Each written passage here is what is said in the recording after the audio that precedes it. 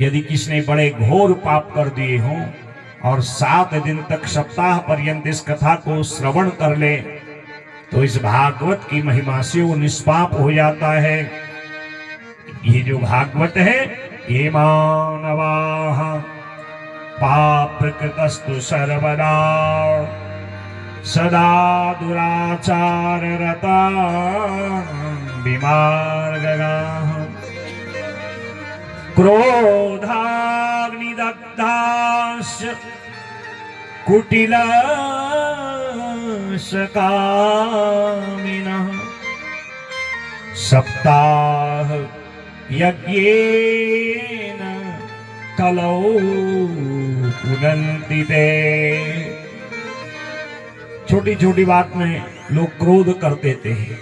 ऐसे जो क्रोध रूपी अग्नि में जले हुए व्यक्ति हैं, कभी पुण्य किया ही नहीं, पाप ही करते रहते हैं, गलत मार्ग में चलने वाले लोग हैं, कामी हैं, कुटिल हैं, माता पिता की जिन्होंने कभी सेवा नहीं करी, न गुरु की आज्ञा मानी हो, न कभी गैया की सेवा करी, न तीर्थ किया, न व्रत किया, न दान किया, न साधु संत महात्मा गैया की सेवा करी, जिनका सारा जीवन पाप कर्मों में लगा हुआ है, जो पाप ही करने में लगे रहते हैं, यदि अनायास 7 दिन तक वो भागवत की कथा सुन ले भाव से, सप्ताह यज्ञेन कलौ पुनन्ति ते, इस भागवत की महिमा से वो पवित्र हो जाते हैं।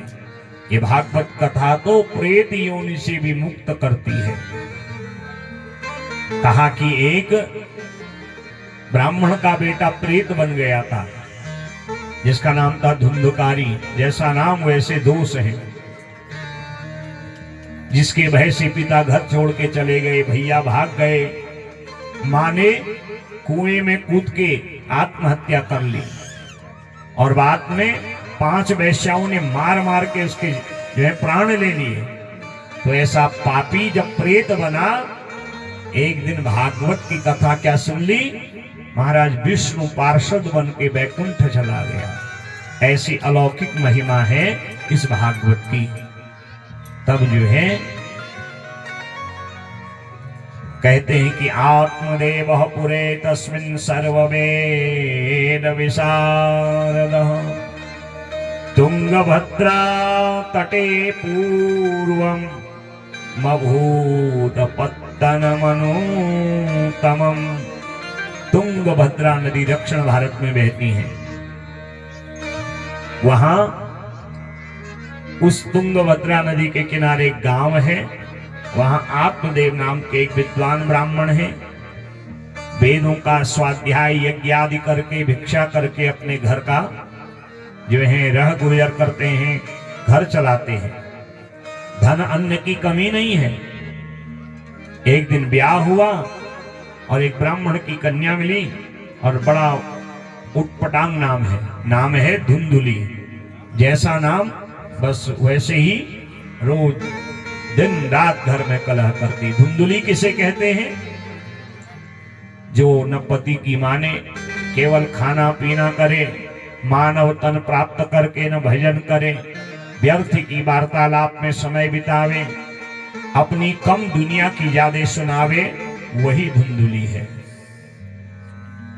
ब्याह किए बहुत वर्ष हो गए और ये आत्मदेव का दुर्भाग्य देखिए। इतना बड़ा विद्वान, गोदान में गैया मिलती है, घड़ा भर भर करके दूध देने वाली गैया यजमानों से लाते हैं। कुछ दिनों बाद दूध देना भी बंद हो जाता है और गैया कभी ब्याहती भी नहीं है। फलों के पेड़ हैं, सुंदर फल आते हैं और पकने का समय आता है, सड़के गिर जाते हैं। और ब्याह किए बहुत वर्ष हो गए, संतान है नहीं। तो सोचने लगे मैं क्या करूं।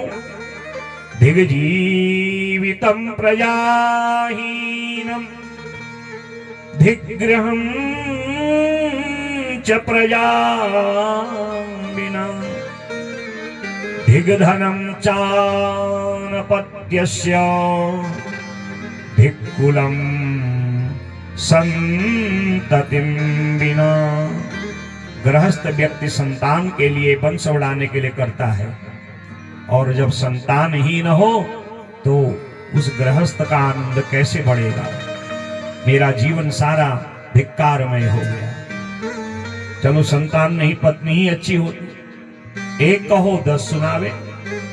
कई माताओं को आदत होती है, पति कुछ कहे उससे पहले ही डांट देती, चुप रहिए महाराज, आपको बोलने का भी तमीज नहीं है। बताइए, सारा घर चलाता है और उस बेचारे को ही तमीज नहीं है। क्या कहे, घर में शांति हो इसलिए मौन रहता, वो डरता नहीं है, वो इसलिए चुप रहता है कि घर में शांति बनी रहे। ये छोटे छोटे सूत्र हैं भागवत जी के, आपको अब मिलते रहेंगे रोज ब्याज रूप में। और इन सूत्रों का यदि जीवन में अनुकरण कर लिया, जीवन में परिवर्तन आ जाएगा महाराज। इसलिए जीवन को मस्ती से जियो, मिले चकाचक। हम लोग कई जगह कथा करने जाते हैं, कई जगह रहने की भी चकाचक व्यवस्था नहीं होती है, और कई जगह तो महाराज क्या कहना, ठाट होते हैं। जहां ठाट होते हैं वहां भी कोई विशेष भाव नहीं मन में, और जहां व्यवस्था नहीं होती है वहां भी कोई मन व्यथित नहीं होता, क्योंकि हमने अपने जीवन को ऐसे जीवन शैली पे ढाल दिया है, मिल गया तो मौज, न मिली तब भी मौज है। ऐसे ही जीवन को बनाइए, ज्यादा आकुल व्याकुल मत होए।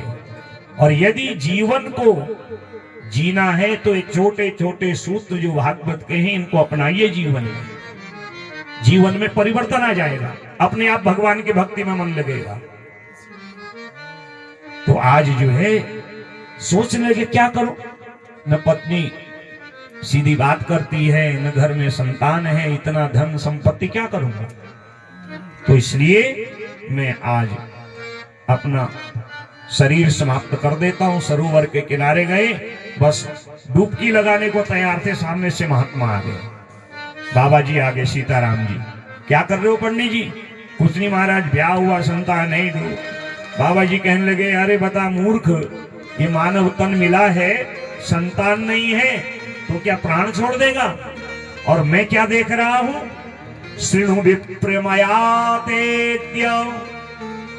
प्रारब्धं तु विलोकितम् सप्त जन्मावधि तव पुत्रेणैव च नैव च। अरे इस जन्म की जोड़ 7 जन्म तक तेरे माथे की रेखा में लिखा है संतान ही नहीं है। तूने ऐसे कर्म ही नहीं किए। संतान के लिए भी कर्म करना पड़ता है, तूने ऐसा कर्म किया ही नहीं। अच्छा कर्म किया होता तो अच्छी पत्नी मिलती। और ये मानव तन सत्कर्म से मिला है तुझे, कुछ अच्छे कर्म थे, मानव तन मिल गया। और आत्महत्या करेगा तो आत्महत्या करने वाले को कभी सदगति नहीं मिलती। आत्महत्या करने वाला निर्जन बन का हाथी बनता है, अजगर बनता है। ऐसी योनि में जाना चाहेगा तो क्या करूं बताओ। घर जाता हूं, पत्नी खरी खोटी सुनाती है, समाज के बीच में जाता हूं, संतानहीन होने का जो है दाग लगा हुआ है, कैसे दो। आप ही दे दीजिए ना, कुछ कृपा कर दीजिए ना। संत तो सब कुछ कर सकते हैं। कहा ठीक है, ये ले, एक फल है और इस फल को अपनी पत्नी को देना। 10 माह तक नियम धर्म का पालन करेगी। इदम भक्षे पत्न्या त्वं ततः पुत्रो भविष्यति। बड़ा ज्ञानी पुत्र होगा। घर गए, घर जाकर के जो है धुंधली से कहा, देखो देवी ये फल लाया हूं। अब वो कभी उल्टा बोलती नहीं है, क्या करूं फिर। अरे इसको खाओगे, क्या होगा खाने से। हमारा संतानहीन का दोष दूर होगा, तुम सगर्भा होगी और सुंदर पुत्र होगा। अच्छा, मन ही मन विचार करने लगी, सोचने लगी, यदि मैंने फल खा दिया तो फल खाने से क्या होगा। फल भक्षेण गर्भस्याद गर्भणे गर्भेणोदर वृद्धिता। फल खा करके जो है मेरे पेट की वृद्धि होगी। एक तो वैसे ही मैं लालायन जैसी हूं, मोटी ताजी, खा खा करके काम न धंधा, तो खाया पिया तो शरीर में मांस ही तो बढ़ेगा। और अगर फल खा के सगर्भा होगी और शरीर मोटा हो जाएगा। धुंधुली है ना, कुटिल व्यवहार वाली, तो कुटिल व्यक्ति सीधी सोच ही नहीं सकता और सोच रही है यदि मैंने फल खा दिया तो शरीर और भारी हो जाएगा। स्वल्प भक्षम ततो शक्तिर्ग्रह कार्यम कथम भवे, और इस फल को खा के नियम धर्म का पालन करना है, ज्यादा भी नहीं खाना है। और अगर मैं कम खाऊंगी तो घर का काम कैसा होगा, मैं दुबली पतली हो जाऊंगी। और यदि गांव में कभी कोई चोर लुटेरे आगे भागना पड़ा तो अब बताओ, ये भी कोई बात है? सब भाग जाएंगे। एक तो वैसे ही मैं मोटी, और फिर सगर्भा स्त्री की स्थिति क्या होती है, वो भाग भी नहीं सकती। और भागने में कहीं ठोकर लग गई, प्राण निकल गए, तो जो कुटिल बातों को सोचे वही धुंधली है। ऐसी संतान क्या चाहिए महाराज? मेरी नजर में तो क्या कहती है, बंध्या विधवा नारी सुखनी चेति में मति। मेरी नजर में दो औरतें जो हैं, दो प्रकार की औरतें सुखी हैं, या जिसका पति नहीं है, या जो बंध्या है, बांझ है, उसको किसी की चिंता ही नहीं है। बताओ, उल्टी सोच है इसकी। ये मन में सोच रही है, ब्राह्मण से नहीं कह रही है। कहा महाराज आप जाइए, काम धंधा करूंगी तब खाऊंगी। और परीक्षा के लिए उस फल को गौशाला में बधी गैया को दे दिया। और एक दिन विचार करने लगी, यदि 10वें माह में संतान नहीं हुई तो ब्राह्मण देवता नाराज होंगे। तो दूर की बहन आ गई इसकी, उसकी 5-6 संतान थी, वो सगर्भा थी। सौदा कर लिया, कहा मेरे पास धन की कमी नहीं है और तेरे पास संतान की कमी नहीं है, ये संतान जो होने वाली मुझे दे देना और मैं तुझे बहुत धन अन्न वस्त्र आदि दूंगी। सौदा कर लिया। कुटिल व्यवहार की ये धुंधुली समय आने पर उस बालक को ली और धन दिया, और इस घटना का किसी को पता भी नहीं चला। और इधर त्रिमासे निर्गते चाथ साधेनु सुसवेर्भकम। और बड़ा चमत्कार हुआ, जिस गैया ने फल खाया था और समय आने पर इस बालक, जो ये धुंधुली का बालक है, इसके आने के 3 माह के पश्चात गैया ने भी एक बछड़े की जगह बालक को जन्म दे दिया। और उसके कान गाय के समान हैं। ब्राह्मणों ने नाम रख दिया गोकर्ण। बोले गोकर्ण महाराज की। ब्राह्मणों ने कहा जो तुम्हारा बड़ा बेटा है ना, इसका भी नाम रख दे। धुंधुली कहती रुक जाओ, इसका नाम मेरे नाम से होगा। और नाम रख दिया धुंधकारी। बताओ, जो जैसा व्यक्ति होगा वैसा ही तो काम करेगा। जैसा खाओगे अन्न वैसा बनेगा मन, जैसा पियोगे पानी वैसी बनेगी वाणी। तो इसलिए संयमित भोजन करो, संयमित जीवन शैली अपनाओ, तो जीवन के व्यवहार में परिवर्तन आ जाएगा। और गोकर्ण जी धीरे धीरे बढ़ने लगे दोनों भाई।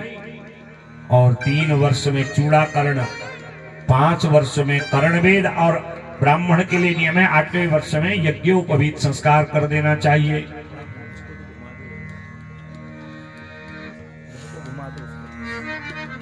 इस प्रकार जो है आज सोचते सोचते जब 8 वर्ष अर्थात इनका दोनों का यज्ञोपवीत संस्कार हुआ, तो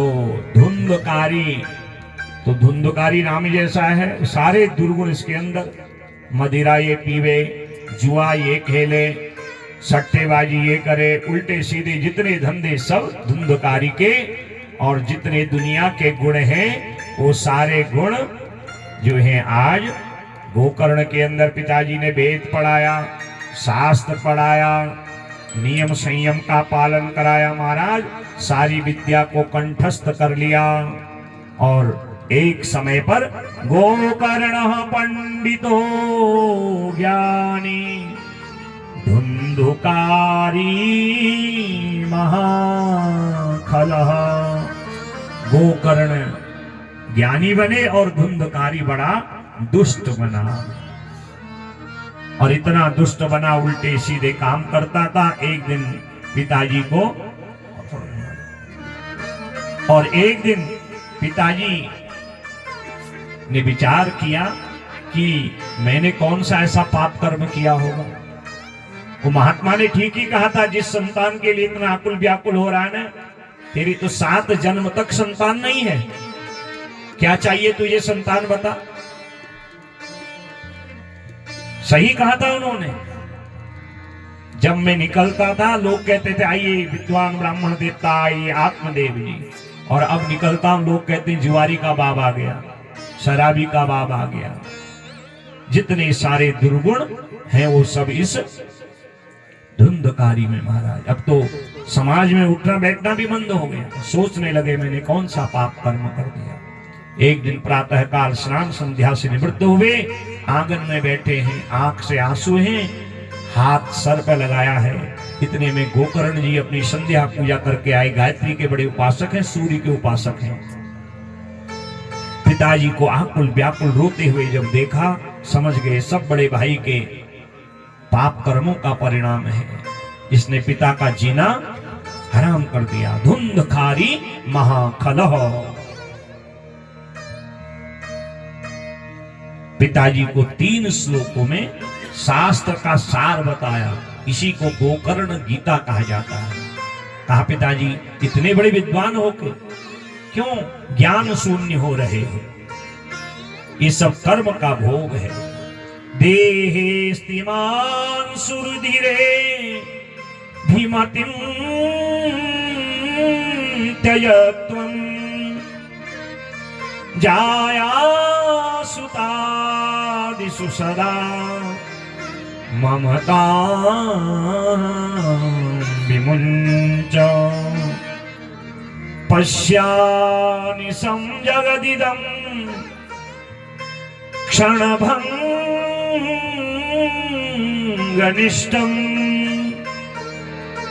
वैराग्यरागरसिको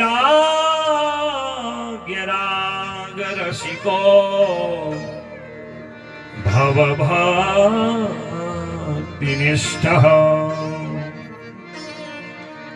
ये शरीर जो है 7 धातुओं से बना है। मेधा, अस्थि, मांस, रुधिर आदि से। इस पर इतनी प्रीति अच्छी नहीं है। एक दिन इसने इस दुनिया को छोड़ना है। मेरा पुत्र, इस मोह में यदि फंसे रहोगे ना तो मृत्यु के समय मैं करके अगला जन्म बिगड़ जाएगा। इसलिए वैराग्य राग रसिको, ये सब छोड़ो, वैरागी बन जाओ। जब तुम्हारा कोई है ही नहीं और रो रहे हो किसके लिए, जो आपका है नहीं उसके लिए रो के फायदा क्या है। इसलिए भव भक्ति निष्ठः, भक्ति करो, भगवान के पावन नाम को जपो। आप तो ज्ञानी हो, अपने आप को पहचानो। धर्मं भजस्व सततम त्यजलोकधर्मा सेवस्व साध पुरुषान् जहि कामतृष्णा अन्यस्य दोष गुण चिन्तनमाशु मुक्त्वा सेवा कथा रसमहो नितरां पिबत्वम्। छोड़ दो घर को और जहां संत है वहां जाकर के भजन करो, क्योंकि संत ही भगवंत से मिलाते हैं। संतन के संग लाग रे तेरी बिगड़ी बनेगी। संतन के संग लाग रे तेरी बिगड़ी बनेगी। संतन के संग लाग रे तेरी बिगड़ी बनेगी। संतन के संग लाग रे तेरी बिगड़ी बनेगी। होए तेरो बड़े भाग रे तेरी बिगड़ी बनेगी। होए तेरो बड़े भाग रे तेरी बिगड़ी बनेगी। संतन के संग लाग रे तेरी बिगड़ी बनेगी। संतन के संग लाग रे तेरी तेरी बिगड़ी बनेगी।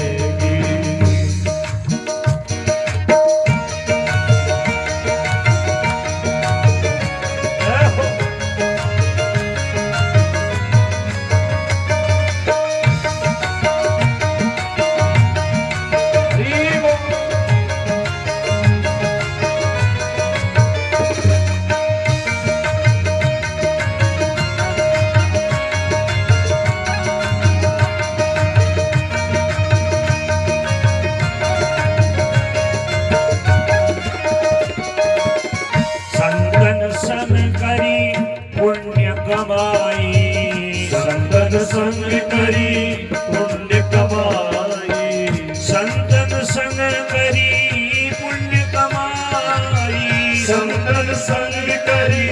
पुण्य कमाई, संतन संग करी पुण्य कमाई, संतन संग करी पुण्य कमाई। राम चरण अनुराग रे तेरी बिगड़ी बनेगी, राम चरण अनुराग रे तेरी बिगड़ी बनेगी। संतन के संग लाग रे तेरी बिगड़ी बनेगी, संतन के संग लाग रे तेरी बिगड़ी बनेगी। ध्रुव जी की बन गई प्रहलाद यू की बन गई, ध्रुव जी की बन गई प्रहलाद जू की बन गई, प्रहलाद जू की बन गई, प्रहलाद जू की बन गई, ध्रुव जी की बन गई, ध्रुव जी की बन गई, ध्रुव जी की बन गई प्रहलाद जू की बन गई, ध्रुव जी की बन गई प्रहलाद जू की बन गई। गज का खुल गया भाग रे तेरी बिगड़ी बनेगी, गज का खुल गया भाग रे तेरी बिगड़ी बनेगी, गज का खुल गया भाग रे तेरी बिगड़ी बनेगी, गज का खुल गया भाग रे तेरी बिगड़ी बनेगी। संतन के संग लाग रे तेरी बिगड़ी बनेगी, संतन के संग लाग रे तेरी बिगड़ी बनेगी।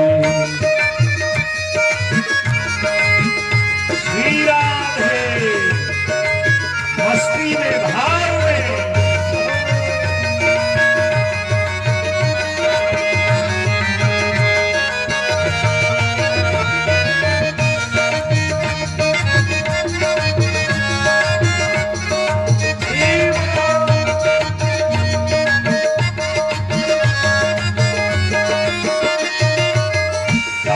से तो है हंस करेंगे, कागा से तो है हंस करेंगे, कागा से तो है हंस करेंगे, कागा से तो है हंस करेंगे, कागा से तो है हंस करेंगे, कागा से तो है हंस करेंगे। मिट जाए उड़ के दाग रे तेरी बिगड़ी बनेगी, मिट जाए उड़ के दाग रे तेरी बिगड़ी बनेगी। संतन के संग लाग रे तेरी बिगड़ी बनेगी, संतन के संग लाग रे तेरी बिगड़ी बनेगी।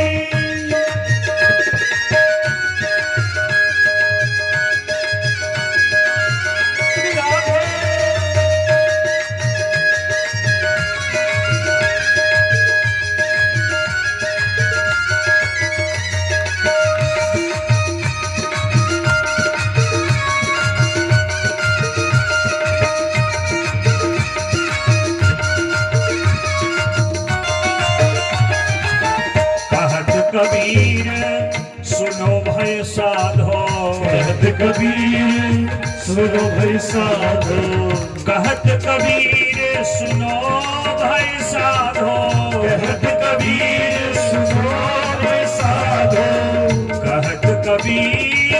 सुनो भय साधो। कहत कबीर सुन भाई साधो।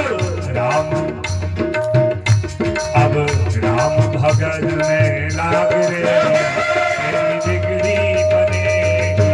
राम भजन में लाग रे, तेरी बिगड़ी बनेगी। राम भजन में लाग रे, तेरी बिगड़ी बनेगी। राम भजन में लाग रे, तेरी बिगड़ी बनेगी। संतन के संग लाग रे, तेरी बिगड़ी बनेगी। संतन के संग लाग रे, तेरी बिगड़ी बनेगी। तेरी बिगड़ी बनेगी। तेरी बिगड़ी बनेगी। तेरी अच्छी बनेगी। तेरी अच्छी बनेगी। तेरी बिगड़ी बनेगी। बिगड़ी बनेगी।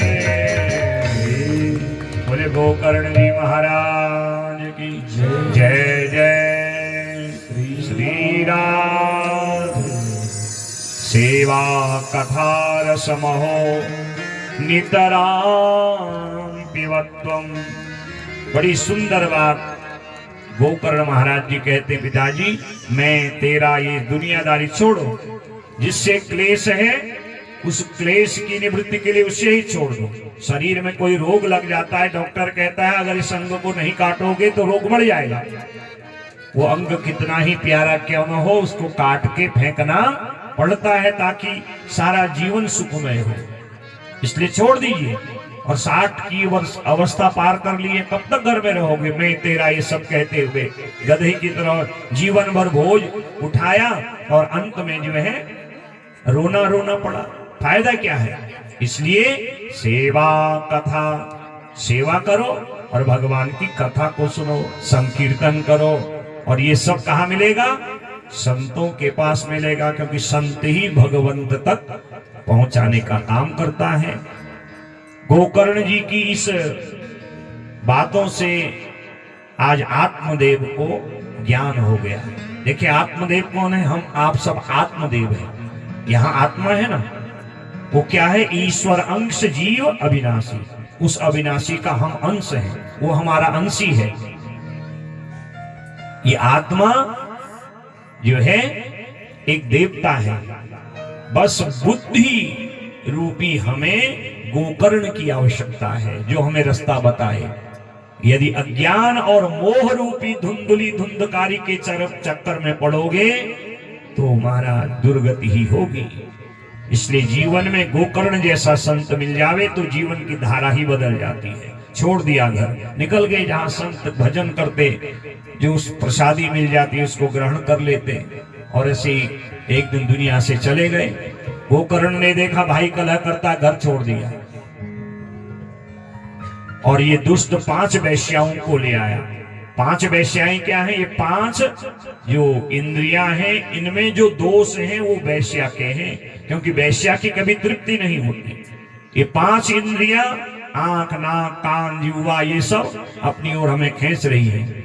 और धीरे धीरे इनके दोष हमारे अंतःकरण में पाप का घड़ा भर रहे हैं। तृप्ति कभी हुई नहीं, भोगा न भुक्ता वयमेव मुक्ता। जितना पिता का था वो समाप्त हो गया। वैश्याएं घर में आके अलग रौब जमाने लगी, इनकी कभी तृप्ति होती नहीं। मां से मांगा, मां के पास भी कुछ नहीं बचा। मारने लगा, मां ने कहा तेरे हाथ से मरने से तो खुद क्यों ना मर जाऊं। दूर गांव में एक कुआं था, गई उसमें डूब के मर गई। जैसा बीज बोओगे ऐसा ही तो मिलेगा ना महाराज। एक दिन वैश्याओं की इच्छा पूर्ण करने के लिए राजा के जो है महल में गया, चोरी करके ले आया। वैश्याओं ने सोचा कहीं राज सैनिक ढूंढते ढूंढते यहां तक ना आ जाए, ये तो फंसेगा और हमें भी जो है कारागार में कष्ट मिलेगा।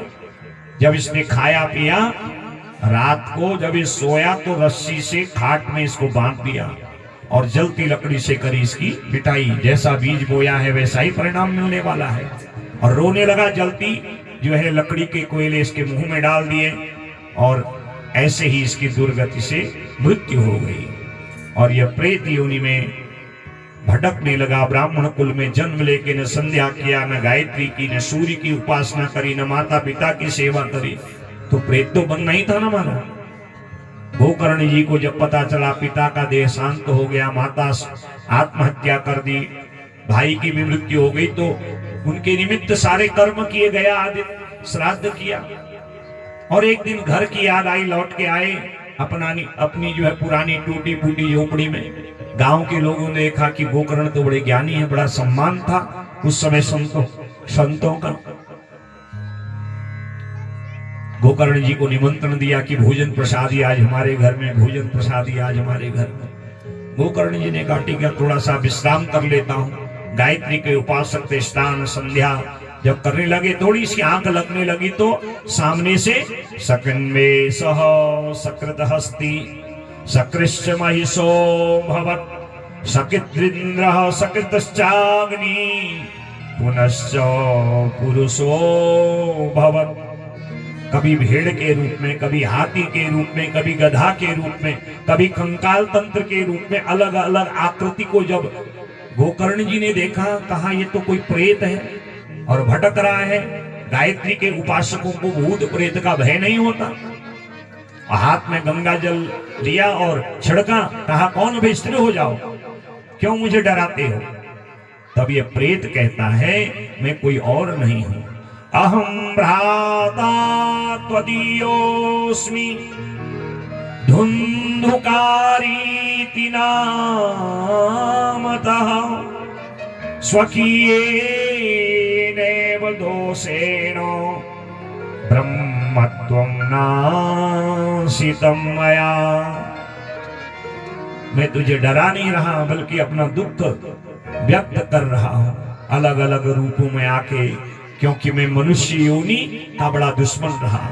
मैंने ब्राह्मण कुल में जन्म लेकर ब्रह्मत्वम नाशितम, अपने ब्रह्मत्व को नष्ट करा।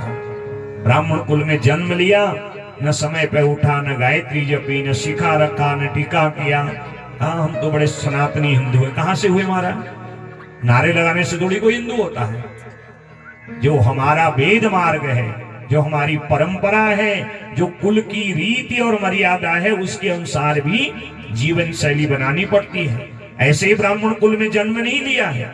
ब्राह्मण कुल में जन्म लिया है तो यज्ञ सूत्र धारण करो, शिखा रखो, स्नान आदि करने के बाद टीका लगाओ, नित्य गायत्री का जप करो। देवी भागवत में लिखा है गायत्री का एक मंत्र जपने वाला रात्रि में किए पापों का विनाश करता है। 10 बार गायत्री का जपने वाला दिन भर कर पापों का विनाश करता है। जो 108 गायत्री जपे वो मास भर के पापों को दूर करता है। 1000 गायत्री जपने वाला वर्ष भर के पापों को दूर करता है। कितनी गायत्री जपते हैं ब्राह्मण के पुत्र ब्राह्मण लोग? सारा ठेका तो धोती पहनने वाले पंडितों का है, और ब्राह्मण देवता भी अपने काम से इतने व्यस्त हैं, कभी आगे याद तो जप लिया, नहीं तो जो गायत्री का जप नहीं जपेगा वो गौतम ऋषि के श्राप से ब्राह्मण कुल में भी भले जन्म ले लेगा, पर वो राक्षस ही जैसा रहेगा। इसने ब्राह्मण कुल में जन्म लिया है तो निरंतर गायत्री जपो। अगर गायत्री नहीं जपोगे, गौतम ऋषि के श्राप से ब्राह्मण कुल में जन्म लेके भी राक्षस बनोगे। घर में दुख, दरिद्र, आकुलता, व्याकुलता बनी रहेगी।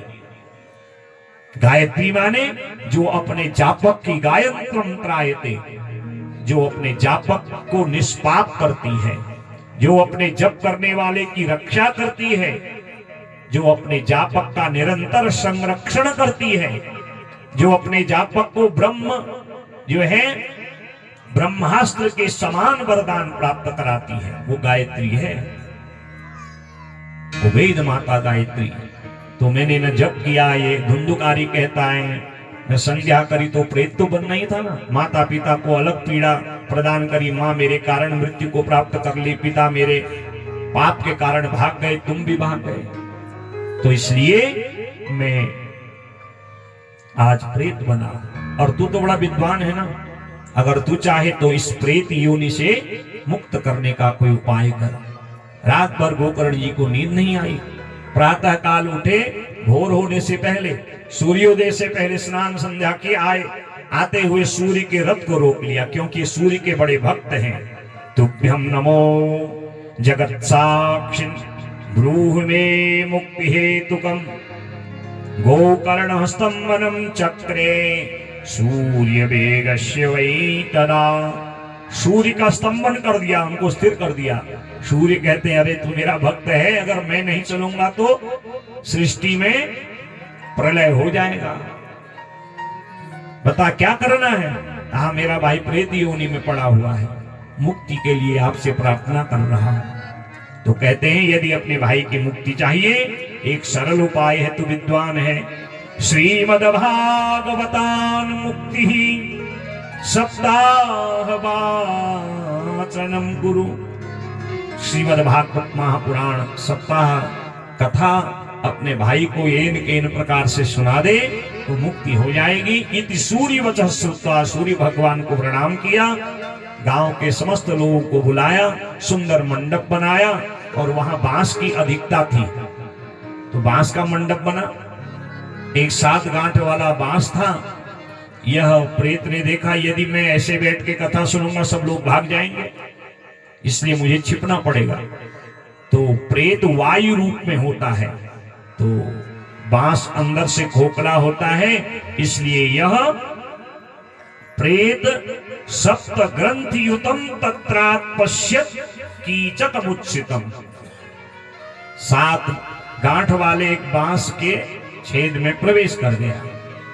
अब सब लोग आते हैं जाते हैं, दुनियादारी में ध्यान देते हैं, पर इसको क्या काम था, इसको तो मुक्त होना था। इसलिए एकाग्र होकर इसने 7 दिन तक भागवत जी की कथा सुनी। और इस प्रकार एक दिन कथा जब पूर्ण हुई, विश्राम कथा को हुआ तो प्रथम स्कंद से कथा आरंभ हुई। पहले दिन को विश्राम दिया कथा को, तो एक ग्रंथि का, एक गांठ का भेदन हुआ, चट की आवाज आई। द्वितीय तथा सायं द्वितीय ग्रंथि भेदनम, तृतीय तदा सायं तृतीय ग्रंथि भेदनम। दूसरे दिन दूसरी गांठ, तीसरे दिन तीसरी गांठ, प्रकार 4, 5, 6, 7 दिन की कथा। जैसे ही विश्राम को प्राप्त हुई तो 7वीं गांठ टूटी। ये 7 गांठें क्या हैं?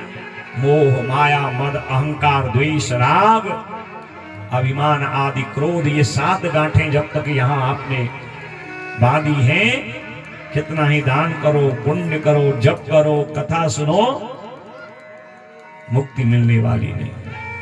इसलिए ग्रंथि का भेदन करिए, और जब एक ग्रंथि का भेदन हो जाएगा, ये गांठें आपकी खुल जाएंगी, तो महाराज आप ग्रंथिहीन हो जाओगे, आपको उसका स्वरूप का अनुभव होने लगेगा।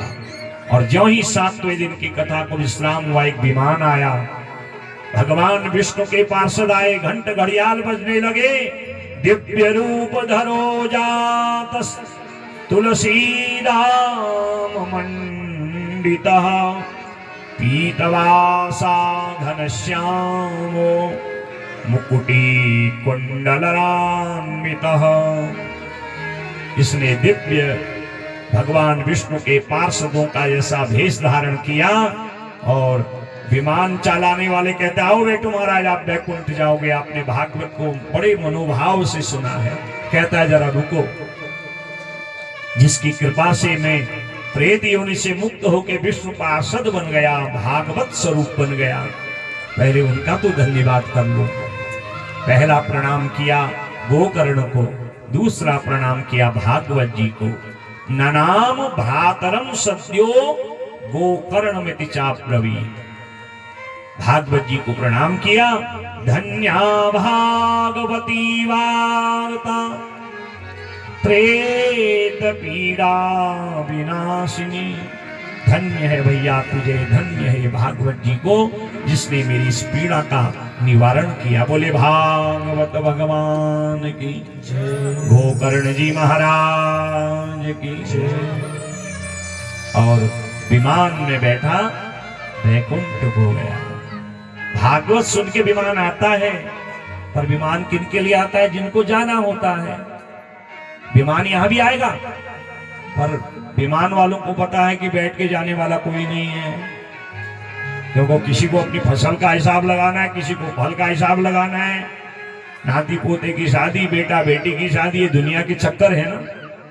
कोई जाना चाहेगा बताओ? कोई जाना नहीं चाहेगा। एक अम्मा थी ना, बुढ़िया हो गई और महाराज बहू कहती है सासू काम मत करो, मैं हूं ना। ना ना महाराज घास का गट्ठा इतना बड़ा बड़ा लाती थी, जवानी के बराबर, और घास का गट्ठा भी लाती है, पहाड़ी में कहती भी है कावा तू ए जाने कतू भल हो, मर नहीं सकनो में।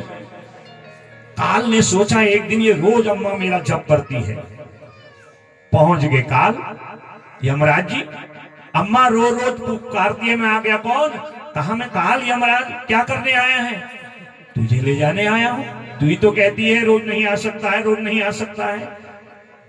अरे मैं ऐसे कहती थी, ये घास का गट्ठा भारी है ना, ये मेरे सिर में रख दे तू और जा।